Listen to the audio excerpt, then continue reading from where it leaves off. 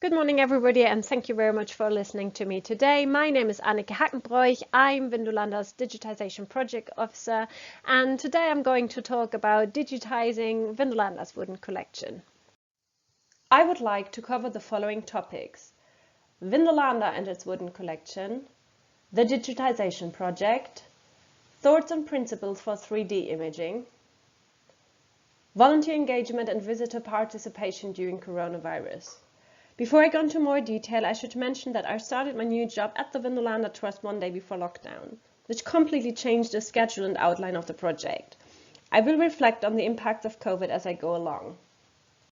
Let us start with some facts about Vindolanda for those who don't know it.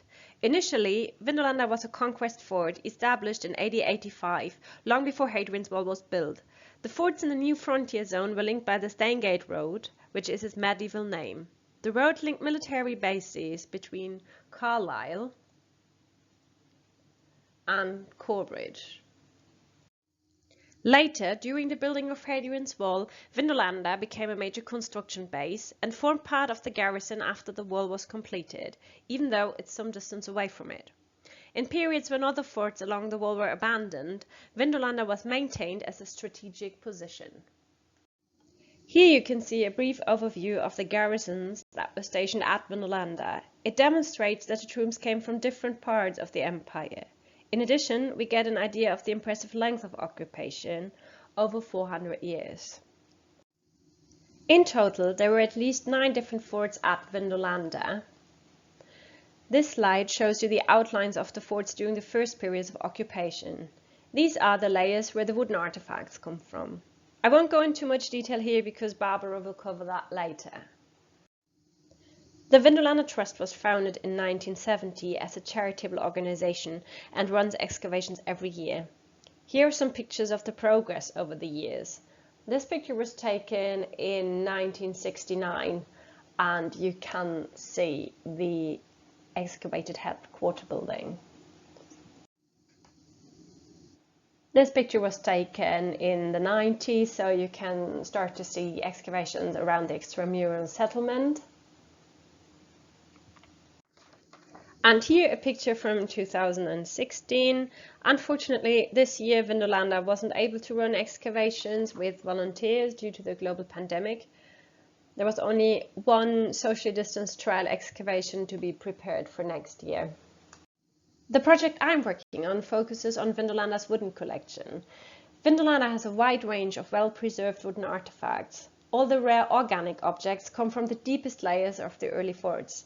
These deepest layers are waterlogged, basically where oxygen cannot reach, so organic artifacts that would normally rot and disappear remain for us to find. Numerous wooden artifacts are on display throughout the museum, and we have one gallery which exclusively displays wooden artifacts. The Wooden Underworld exhibition, which you can see here in the picture, was part of an HLF project. It opened in 2018, and if you haven't seen it yet, come along, it's really worth a visit like the rest of the museum. This brings me to my next point I would like to talk about, the Digitisation Project. The project is funded by the Arts Council England and runs over 2 years. The main aims of the project are the following: to create a modern and exemplar database for Vindolanda's wooden collection, to enable volunteers to broaden their understanding of the wooden collection and enhance their skills in cataloguing the museum's database, to make the wooden collection accessible for ongoing research and a wide global audience, to give the museum's visitor greater access to and engagement with the wooden collection, working closely together with partners from a wide range of universities. Let us have a quick look at the current practice at Vindolanda. The Trust maintains catalogue records of the wooden collection to Spectrum standards. These records will be transferred from Excel into Collection Index Plus. A few test 3D scans of wooden artifacts were taken during a research project by the Teesside University, which focused on bones. That project will be covered in a later presentation, but it was possible to scan some wood as a pilot to see if it works in general, and the results were good. You can imagine that when I started in March, there was no chance of doing any scanning of objects. Being locked down, I didn't have access to the collection at all, working instead from home. However, I was able to work on the database to progress and prepare the data migration.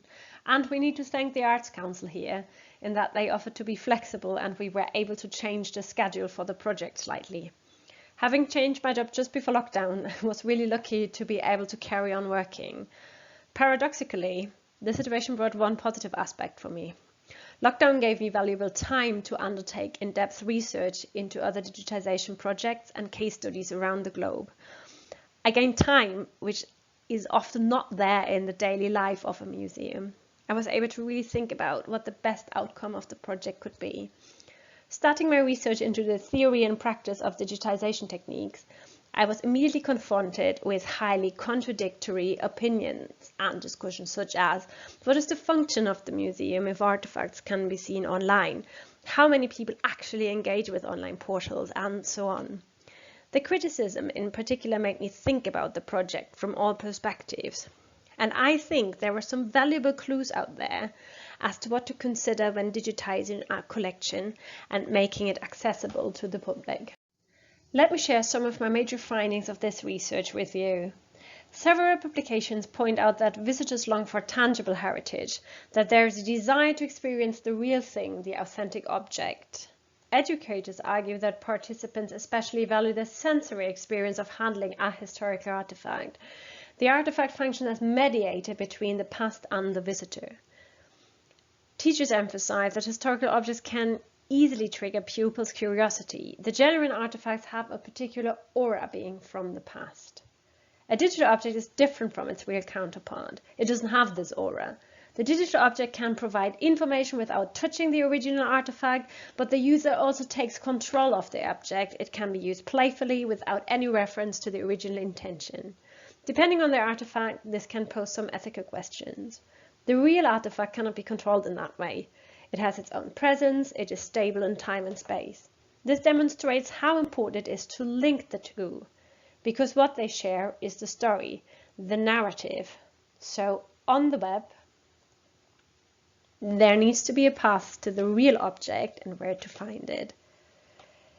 This brings me to another point. It has been observed that in the past museums narrated history through objects, whereas now, with the help of modern digital media, they can become accessible archive, registering and describing objects for people to explore. However, they forget to narrate the artifact, which appear in isolation. In effect, you could say the show has lost its tell. The techniques have become the attraction. I think you can definitely argue about that. But the main point is to make sure that objects which go online don't appear isolated from their stories. They need to come with an interpretation that leads back to the original. A further point is that technology-led departments are often not working closely together with core heritage and education. Education comes after the main work has been done, it is retrofitted.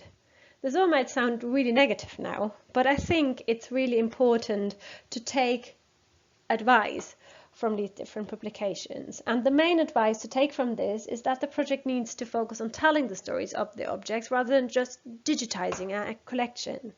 The why should come well before the how in our thinking. So what does all this mean for Vindolanda's wooden collection? Obviously, this hasn't a great impact on our database and the migration of it, but rather on the question of which objects are chosen for 3D scanning. We decided to choose a topic in wanting to make sure that digitization is not the main objective. We decided to identify a clear educational purpose and how to engage with the audience.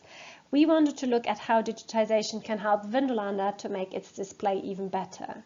There are two aspects to consider: the internal database, but also the external database, which needs interpretation to make sure the objects are not isolated from their story. We decided to choose topics which are already laid out in the Wooden Underworld exhibition, especially the Romans in the home display case, which you can see here. This case presents domestic items such as bowls, shoes, combs, and so on. The decision to focus on this display is based on a research into what objects make strong museums artifacts. What are objects which stick in the visitor's mind? The three criteria identified during the project were emotional connection, so what does it have to do with me? Aesthetic, is it beautiful, ugly, or maybe mysterious? And an obvious storyline? Is it easy to ask questions related to the object to uncover its story? Applying these 3 criteria to the Roman in the home display case, it becomes obvious that this is a prime candidate. The case offers plenty of opportunity for people to connect emotionally and offers connection to our homes of today. The major point, which also helps to justify scanning of this particular case, is that some of the artifacts show hidden details such as patterns and inscriptions, which the visitor cannot see clearly in the case. Hence, the scan would provide an additional function, allowing the visitor to turn the object and to read the graffiti. A touchscreen or a laptop on sharing days could provide further detailed information about the object and could present 3D images of comparable objects in store. The aim would be to scan the objects which are already in the case, to help the visitor to have a closer look at each artifact. The purpose of the scanning process would be to make writing on combs, patterns on shoes, and so on visible. It is really important to combine scan and original. As already mentioned in previous sections, 3D scans help to project the originals, and the scans themselves are not degradable or at risk of damage. Nevertheless, genuine objects have a context and a presence because they are the real 2,000-year-old items. Therefore, there should be an opportunity for visitors to see original artifacts which are in store. This could happen on sharing days and could be advertised as a unique chance to see the objects, making sure that people who see the artifacts on the internet get a chance to see the originals on a special occasion. So what have we done so far? When lockdown started to ease, we had a clear outline of ideas, but we were and still are facing a special set of challenges that no one had ever thought about before. We started to liaise with our various partners, but as you can imagine, scanners were locked up in buildings and hadn't been used for a while. Many people were working from home without access to equipment, and a whole new procedure of risk assessment had to be put in place for anyone needing to visit us. Once we finally managed to have someone coming out to us, we realized that a scanner transported to us was broken. One of those random issues you have to deal with when you work with high-end technologies. But during the first trial, several questions became obvious. Which scanner is the best to pick up the graffiti and stamps on the artifact? Is the scanner able to pick up the fine teeth of a comb? Is there a scanner with the right solution to do this? Last week, thanks to Teesside University, we were able to do some trials. 3 PhD students from Teesside University came to us with a HP structured light scanner to scan some of our artifacts. The test scans showed that wood itself scans alright, but it looks like that the resolution isn't high enough to show the stamps or maker's marks on the combs. We will have to wait for final results until the different scans are stitched together. But at the moment it looks like that the scanner isn't able to pick up the stamps. The outcome for now is that traditional photography might pick up the stamps better than a 3D scanner. So now we need to think about what we do to fulfill our aim. We decided against buying a scanner for the time being because there's an immense cost involved. And we definitely want to do more trials first. If you have any experience with scanning delicate details on artifacts, please let us know. We would be grateful for some advice. My next topic is working with volunteers and visitor participation. A major part of the project is working with volunteers. It would have been an advantage to work with the volunteers from the beginning, but due to this situation, this couldn't happen. When lockdown started to ease, I went into the museum twice a week to work on the collection, work that cannot be done from home. And I saw the collection for the first time. The Trust undertook a survey of staff and volunteers and how they felt about returning to work. It became clear that it's important to strike a balance between being safe and being able to go out and do things for your own well-being. Volunteering working is not just about the content of the work, it is also about social interaction. After the survey, the objective was to bring a few volunteers back to be able to work on the project. We are very fortunate to have very wide and open spaces. I have plenty of space in my office, and the collection store is a fairly open space. In addition, we have plenty of outdoor space to have lunch. We decided to bring back 5 volunteers and team them up in social bubbles, although not having everyone in at the same time. During the first weeks of having volunteers back, we started to work with the water collection in general, condition checking their artifacts, preparing the database for migration, double checking context information, and so on. During the process of going through the collection, there was one item that especially caught my eye, and that was a tent peg. Yes, an ordinary object and maybe not special, but it shows that the well-known American heritage interpreter Freeman Tilden was right in saying, we connect with artifacts that relate to us, provoke us, or reveal something new to us.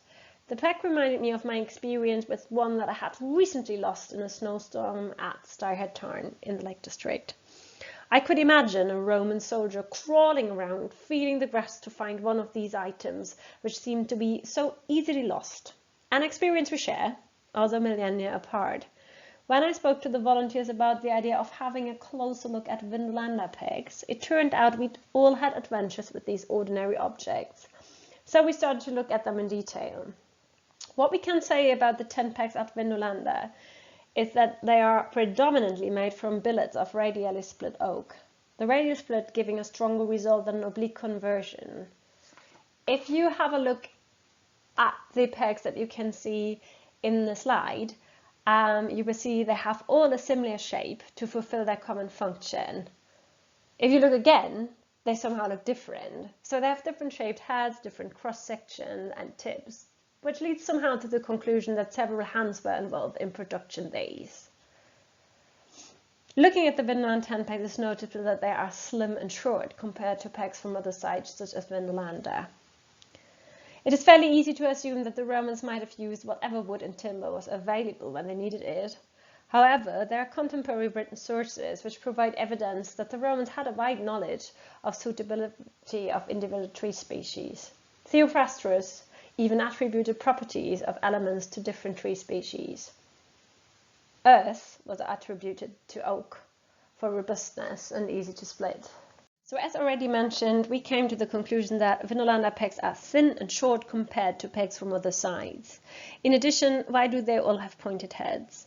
We decided to do some experimental archaeology to find out if the pegs actually work on a Roman tent. We invited Kevin Robson of Ancient Britain, who owns a reconstruction of a Roman tent, and he made pegs just like our real artifacts to test them. And we observed the following. They definitely work and hold the tent, and it looks like they get into the ground easier. Another aspect could be maybe they were produced very quickly with an axe, and that is the easiest way to produce them. But these are just really assumptions. On the left you can see Kevin and the Roman tent. In the middle is a reconstruction of a Roman Vindolanda tent peg, and on the right is actually what you think a tent peg should maybe look like. Coming from our experimental archaeology, we took our experience to engage with the visitor. One of the project is to make finds in store more generally accessible for the public. Therefore, we did a good old-fashioned handling session themed around life in a Roman camp. We mixed reenactors producing tent pegs with a chance to see and handle genuine artifacts. It was fascinating to get the public response to the genuine artifact, and it was somehow a test of the theories that I've mentioned earlier on. People are fascinated being able to handle genuine artifacts, and many pictures of people with tent pegs were taken. The event helped us to draw a further conclusion how to progress with the project. And I think it became obvious that all reconstruction techniques are signposts to the original artifact.